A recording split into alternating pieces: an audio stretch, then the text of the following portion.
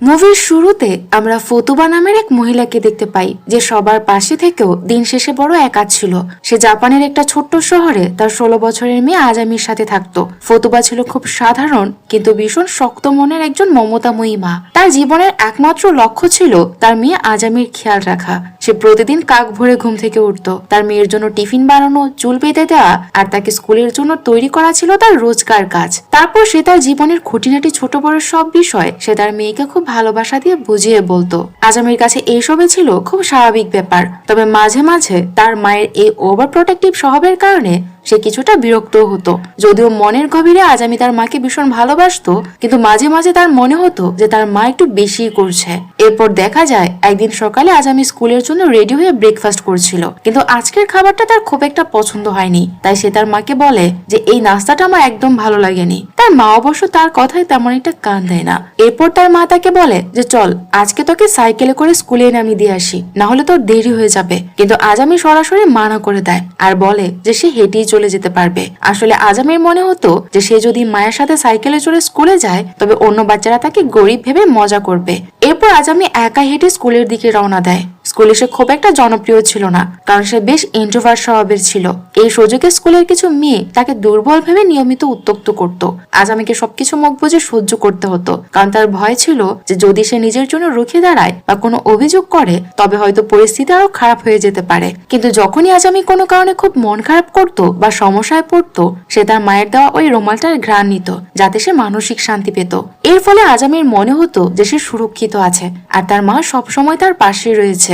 পরের সিনে আমরা দেখি যে আর্ট ক্লাসের টিচার আজামির আঁকা দেখে তার দক্ষতার খুব প্রশংসা করে আর বাকি ছাত্রছাত্রীদের তার থেকে শিখতে বলে। কিন্তু কিছু মেয়ে আজামির এই প্রশংসা সহ্য করতে পারছিল না। তারা হিংসায় জ্বলে ওঠে আর আর্ট ক্লাসের মধ্যেই তাকে হেনস্থা করতে শুরু করে। তারা আজামির পেন্টিং নষ্ট করার চেষ্টা করে, কিন্তু আজামি যখন তার রঙের প্যালেট বাজাতে যায় তখন উল্টো সেই রং ওই মেয়েগুলোর গায়ের উপর গিয়ে পড়ে। এই ঘটনার পর টিচার ফতুবাকে ফোন করে। অন্যদিকে স্কুল থেকে যখন ফোন আসে, ফতুবা তখন একটা বেকারিতে কাজ করছিল।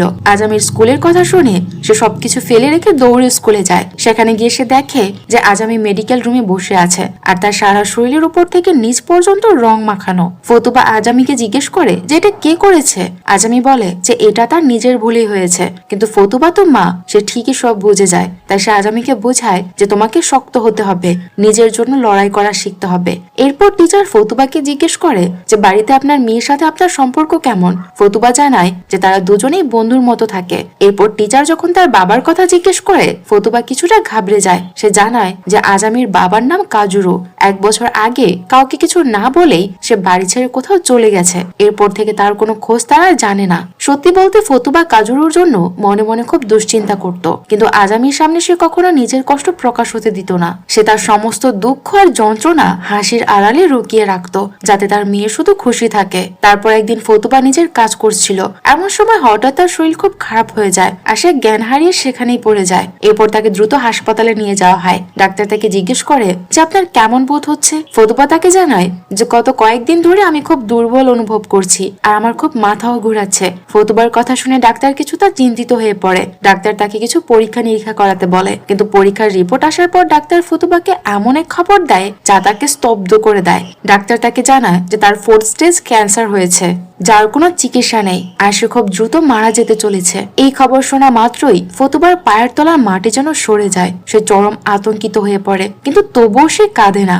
নিজেকে সামলে নিয়ে সে সবার আগে তার মেয়ের কথা ভাবে। ফতুবার সিদ্ধান্ত নেয় যে তার হাতে আর যেটুকু সময় বাকি আছে সেটুকু সে মন ভরে বাঁচবে আর মেয়ের জন্য সুন্দর কিছু স্মৃতি রেখে যাবে। সে আজামির ভবিষ্যৎ সুরক্ষিত করতে চায় আর সবচেয়ে বড় কথা হলো মরার আগে সে তার পরিবারকে আবার পূর্ণতা দিতে চায়, অর্থাৎ সে তার স্বামীকে খুঁজে বের করতে চায়। এই উদ্দেশ্যে সে প্রথমে একজন প্রাইভেট ডিটেকটিভের কাছে যায় আর তার স্বামীকে খুঁজে বের করার দায়িত্ব দেয়। সেই ডিটেকটিভ কিছুটা খোঁজাখুঁজি করে তার স্বামী কজুরুর ঠিকানা বের করে।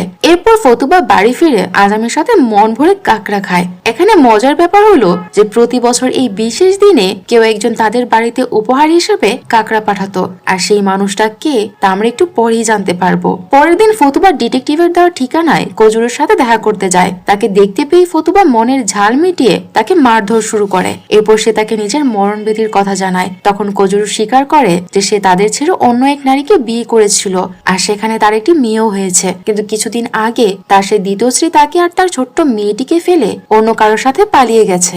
এই কথা শুনে ফতুবার রাগ আরো বেড়ে যায়, কিন্তু এই ছোট্ট নিষ্পাপ মেয়েটিকে দেখে তার মন গলে যায়। সে ভাবে যে সবকিছুর মধ্যে এই মাসুম বাচ্চাটার তো কোনো দোষ নেই। পরের সিনে দেখা যায় আজামি তার বাবাকে বাড়িতে দেখে ভীষণ খুশি হয়। ফতুবা তাকে ক্ষমা করে দিয়ে তার বাড়িতে ফিরিয়ে এনেছে, কিন্তু আজামি যখন কজুরের সাথে ছোট্ট মেয়ে আইকুকে দেখে এতে তার অনেক খারাপ লাগে। সে স্বপ্নেও ভাবেনি যে তার বাবা এমন কিছু করতে পারে। আজামি এখন বুঝতে পারে যে তার বাবা আসলে কেন তাদের ছেড়ে চলে গিয়েছিল। তবে শেষ পর্যন্ত সেও তার বাবাকে ক্ষমা করে দেয় আর রাতে তারা 4 জন মিলে একসাথে ডিনার করে। কিন্তু অনেক লোক একসাথে থাকার কারণে সংসার চালানো কঠিন হয়ে পড়ছিল। তাই ফতুবা তার পুরনো বাথ হাউস ব্যবসাটি আবার শুরু করার কথা ভাবে, যা আসলে তার স্বপ্ন ছিল। সে চেয়েছিল যে কজুরু সেখানে কাজ করুক, যাতে তার মধ্যে কিছুটা হলেও দায়িত্ববোধ তৈরি হয়। এরপর 4 জন মিলে কাজ শুরু করে। বাথ হাউসটিকে পরিষ্কার করে একদম ঝকঝকে করে তোলা হয়। সারা শহরে হ্যান্ডবিল বিলি করা হয় যে তাদের বাথ হাউস আবার খোলা হয়েছে। লোকজনও ধীরে ধীরে তাদের বাথ হাউসে আসতে শুরু করে। তারপর একদিন রাতে ডিনারের পর ফতুবার হাত থেকে সাবান পড়ে যায়। তাকে দেখে পরিষ্কার বোঝা যাচ্ছিল যে ফতুবার শরীর খুব বেশি খারাপ হয়ে গেছে। এরপর কজুরু তাকে ডাক্তারের কাছে নিয়ে গেলে ডাক্তার তাকে বুঝিয়ে বলে যে ফতুবার অবস্থা এখন খুবই খারাপ, তার সেরে ওঠা এখন অসম্ভব বললেই চলে। একমাত্র কোনো অলৌকিক কিছু ঘটলেই সে বাঁচতে পারে।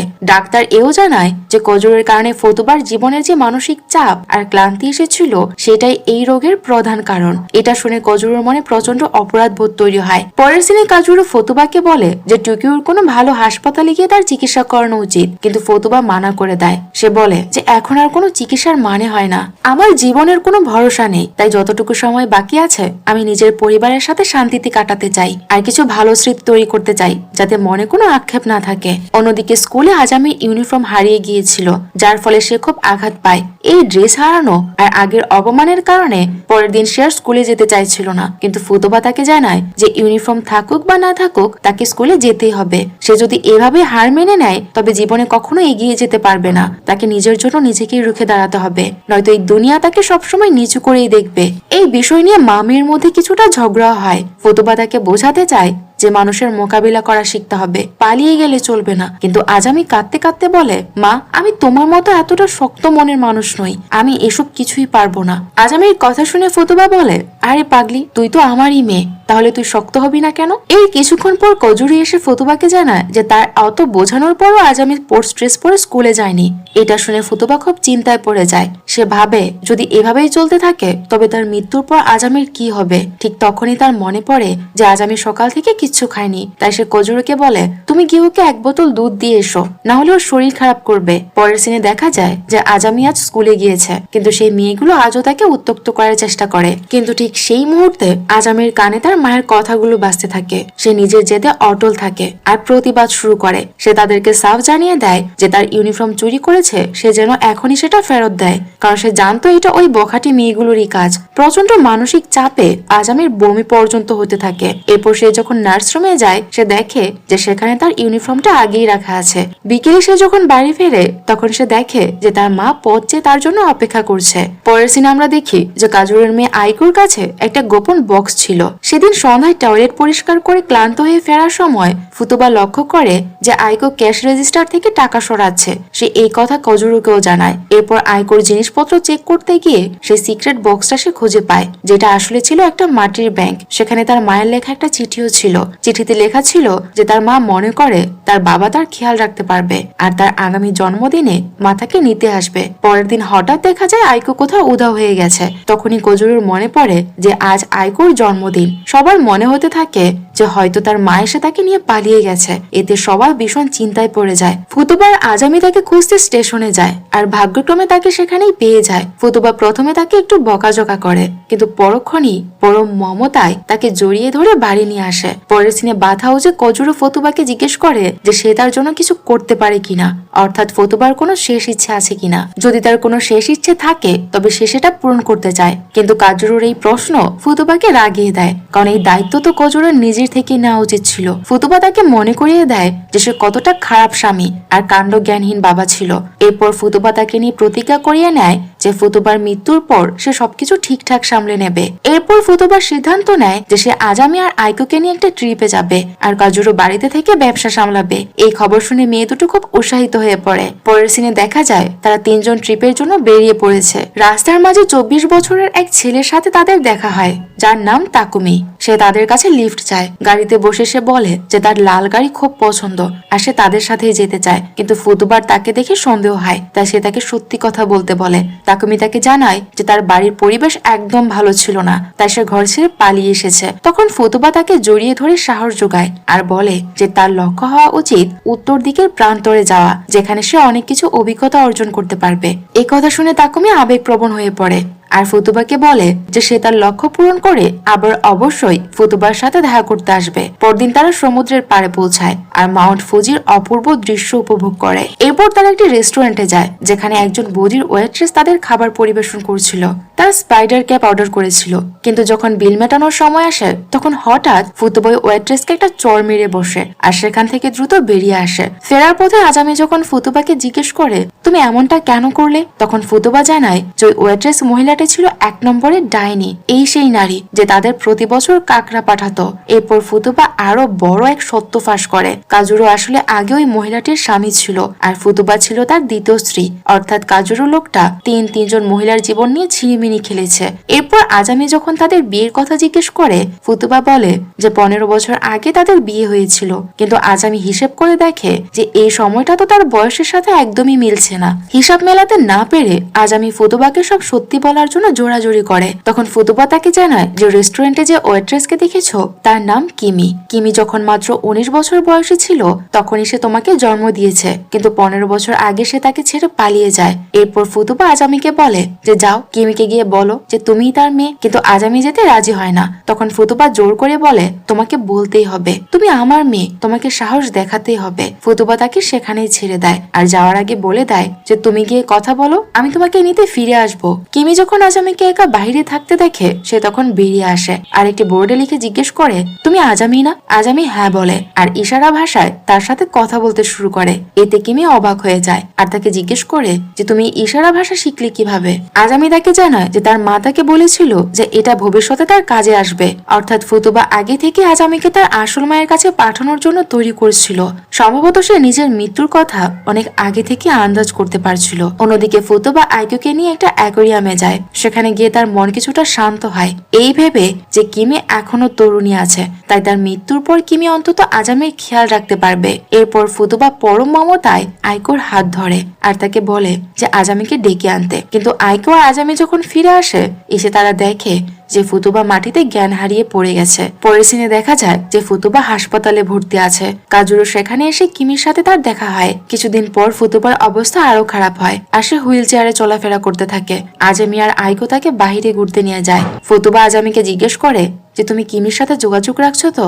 আজামি জানায় যে কিমি তাকে রোজ চিঠি লেখে আর আগামী সপ্তাহে এসে দেখা করতে আসবে। ফুতুবা তখন বলে আমি আজকাল স্বপ্নে আমার মাকে দেখতে পাই, সে স্বর্গে আমার জন্য অপেক্ষা করছে। পরের দিন আজামি ফুতুবাকে একটি কাঠের পিরামিড উপহার দেয়। এটা আসলে কাজুরো তাকে দিয়েছিল, কারণ সে ফুতুবাকে হানিমুনে মিশরে নিয়ে যেতে চেয়েছিল। এরপর একদিন সেই ডিটেকটিভ তার ছোট মেয়েকে নিয়ে হাসপাতালে আসে আর ফুতুবাকে লাল ফুল উপহার দেয়। ডিটেকটিভ তখন ফুতুবাকে এক চাঞ্চল্যকর তথ্য দেয়, ফুতুবার মা এখনো বেঁচে আছে আর সে টোকিওতে থাকে। এই কথা শুনে ফুতুবা নিজের মায়ের সাথে দেখা করতে টোকিও চলে যায়, কিন্তু তার মা তার সাথে দেখা করতে অস্বীকার করে, কারণ সে ফুতুবাকে ঘৃণা করত। তবুও ফুতুবা দূর থেকে তার মা বোন আর তাদের বাচ্চাদের দেখে সুখী হওয়ার চেষ্টা করে, কিন্তু পরক্ষণেই সে অভিমানে আর কষ্টে ভেঙে পড়ে। রাগের মাথায় সে ওই বাড়ির দিকে একটা কাচের সাবানদানি ছুঁড়ে মারে, যাতে জানালার কাজ ভেঙে পড়ে। এরপর ডিটেকটিভ তাকে ধরে সেখান থেকে সরিয়ে নিয়ে যায়। ফুতুবা মনে মনে ভাবে যে আমার পরিবার যদি একবার বুঝতে পারতো যে আমার এই শেষ সময়ে তাদের আমার কতটা প্রয়োজন, তাহলে হয়তো তারা এরকম করতো না। পরদিন হাসপাতালে চিকিৎসার সময় ফুতুবার ব্যথায় চিৎকার শুনে আজামি সহ্য করতে না পেরে সেখান থেকে দৌড়ে পালিয়ে যায়। একদিন আজামি বাড়ির বাইরে তাকুমির দেখা পায় যে উত্তরের 75টি ট্রিপ শেষ করে বাড়ি ফিরেছে। ঠিক সেই সময় কিমিও আজামির সাথে দেখা করতে আসে। আজামি তখন সবাইকে ফতুবার আশঙ্কাজনক অবস্থার কথা জানায়। হাসপাতালে ফতুবা একটি মেসেজ পায় যে সে যেন বারান্দা দিয়ে নিচের দিকে তাকায়। সে যখন নিচে তাকায় সে দেখে যে তার প্রিয় মানুষগুলো সবাই মিলে তাকে দেখানোর জন্য একটি মানুষের তৈরি পিরামিড বানিয়ে দাঁড়িয়ে আছে। তাকুমি চেঁচিয়ে বলে যে সে তার লক্ষ্য পূরণ করেছে আর এখন সে তাদের বাধা হাউসেই কাজ করছে। কাজুর কথা দেয় যে সে সব দায়িত্ব সামলে নেবে। সবারই অকৃত্রিম ভালোবাসা দেখে ফতুবা কান্নায় ভেঙে পড়ে। আর এই প্রথমবারের মতো সে বিলাপ করে বলে যে সে এখন মরতে চায় না, সে আরো কিছুদিন বাঁচতে চায়। এরপর 2 মাস পরের সিন দেখানো হয়। বাথ হাউস এখন খুব সুন্দরভাবে চলছে, কিন্তু ফতুবার এই দুনিয়ায় নেই। কিছুদিন পর সে বাথ হাউসের ফতুবার শেষকৃত্যের আয়োজন করা হয়। বহু মানুষ তাকে শেষ বিদায় জানাতে সেখানে ভিড় করে। গল্পের একদম শেষে দেখা যায় যে বাথ হাউসের চিমনি দিয়ে লাল ধোঁয়া বেরোচ্ছে, যা ছিল ফতুবার প্রিয় রং। দেখে মনে হচ্ছিল যেন সে ওই ধোঁয়ার মাধ্যমে বুঝিয়ে দিচ্ছে যে সে এখনো তাদের আশেপাশে আছে। ফতুবার জীবন কাহিনী সত্যিই বড় কষ্টের ছিল। সে সারা জীবন কোনো অভিযোগ আর ক্লান্তি ছাড়াই অন্যের জন্য বেঁচেছে। তার নিজের মা তাকে পরিত্যাগ করলেও সে আজামিকে কখনো একাকিত্ব বা দুর্বলতা অনুভব করতে দেয়নি, যাকে সে জন্ম পর্যন্ত দেয়নি। সে আজামিকে শিখিয়ে গেছে যে ভয় থেকে পালানো নয়, বরং ভয়ের মোকাবিলা করাই হলো আসল শক্তি। তার প্রতিটি কথা, প্রতিটি শাসনের পেছনে ছিল কেবল একটাই চাওয়া, যাদের সে ভালোবাসে তারা যেন মাথা উঁচু করে বাঁচতে পারে। ফতুবার একমাত্র লক্ষ্য ছিল তার মেয়ে আজামি যেন শক্ত হয় আর জীবনের লড়াইটা সাহসের সাথে লড়তে পারে। ফতুবা যে মানুষটিকে সবচেয়ে বেশি ভালোবেসেছিল সেই মানুষটি তাকে সবচেয়ে বেশি আঘাত দিয়েছিল, অর্থাৎ কাজুরো। সে শুধু যে ফতুবাকে মাঝপথে ছেড়ে গিয়েছিল তাই নয়, সে তাকে ধোঁকাও দিয়েছিল। কাজুরো তার প্রথম স্ত্রী কিমির কথা গোপন রেখে নিজের ভুলের মাধ্যমে ফতুবার জীবনকে আরো বিষাদময় করে তুলেছিল। অর্থাৎ বিয়ের সময় ফতুবা জানতো না যে কাজুরোর আগে বিয়ে করেছে আর তার একটি মেয়েও আছে। সেই সবকিছু ফতুবার কাছ থেকে গোপন রেখেছিল। ফতুবা জানতো যে সে হয়তো নিখুঁত কোনো স্ত্রী নয়, তবুও নিজের পরিবারকে এক সুতোয় বেঁধে রাখার জন্য সে সব অপমান আর কষ্ট সহ্য করেছে। তার মনে সবচেয়ে গভীর ক্ষত তখন তৈরি হয়েছিল যখন সে জানতে পারে যে কাজুরোর আরেকটি মেয়ে অর্থাৎ আইকো আছে, কিন্তু তবুও সে আইকোকে কখনো পর মনে করেনি, তাকে বুকে টেনে নিয়েছে। আজামির কাছে ফতুবা শুধু একজন মা ছিল না, সে ছিল তার সাহস আর তার গোটা পৃথিবী। ফতুবা নিজের সব যন্ত্রণা ভুলে তাকে বড় করে তুলেছে, মেয়ের প্রতিটি দুর্বলতাকে নিজের শক্তিতে পরিণত করেছে। এসবের মাধ্যমে ফতুবা প্রমাণ করে দিয়েছে যে মা হওয়ার জন্য শুধু জন্ম দেওয়াটাই যথেষ্ট নয়, মা হওয়া মানে প্রতিদিন নিজের ভালোবাসাটুকু অকাতরে বিলিয়ে দেয়া। তো এই মিষ্টি আর করুণ গল্পটি আপনাদের কাছে কেমন লেগেছে তা আমাকে কমেন্ট করে জানাতে পারেন। যদি ভিডিওটি আপনাদের পছন্দ হয় তবে প্লিজ লাইক করে দেবেন। আর যারা এখনো আমার চ্যানেলটি সাবস্ক্রাইব করেননি তারা চাইলে আমার চ্যানেলটি সাবস্ক্রাইব করে নিতে পারেন। তো দেখা হচ্ছে পরবর্তী কোনো ভিডিওতে। তো সেই পর্যন্ত আপনারা সবাই ভালো থাকুন আর সুস্থ থাকুন আর নিজের প্রিয় মানুষদের যত্ন নিন। ভিডিওটি দেখার জন্য ভালো থাকুন আর সুস্থ থাকুন আর নিজের প্রিয় মানুষদের যত্ন নিন। ভিডিওটি দেখার জন্য সবাইকে অসংখ্য ধন্যবাদ।